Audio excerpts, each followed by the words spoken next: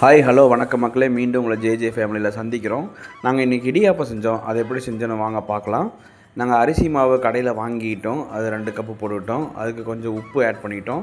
நெய் கூட ஆட் பண்ணோம்னா கொஞ்சம் டேஸ்ட்டு கிடைக்கும். அதனால் நெய் ஸ்மெல் வந்து நல்லாயிருக்கும், அழகாக இருக்குன்னு சொல்லிட்டு.